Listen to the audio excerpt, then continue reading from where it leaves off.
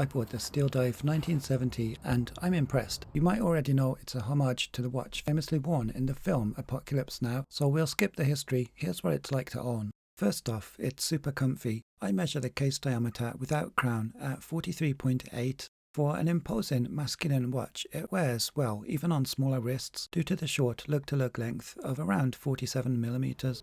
On my 7-inch wrist here, I have 4 links removed and it's on the second of 3 micro adjustments on the clasp. You can take another 2 links out, so I'd guess this will fit people from 6 to 8-inch wrists. That covers almost everyone. The stainless steel bracelet is exceptional quality. It meets accurately with the profile of the watch case.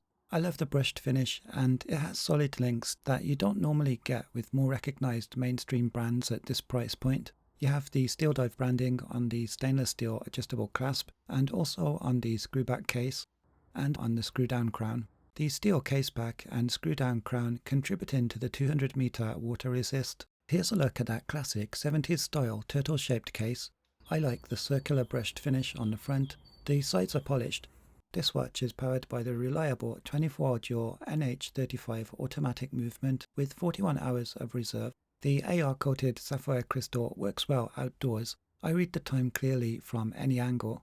It has a chamfered edge to this flat sapphire which protrudes slightly from the case. Check out the lume. These particular watches are widely recognized as having truly awesome lume. Just look at that. It almost looks as though it has a push-button electronic backlight. What you get is green and contrasting blue superluminous. The 120-click rotating bevel is well aligned. It feels precise and satisfying to turn. You need just the right amount of pressure to rotate it. I've no fear of accidentally nudging it when in use.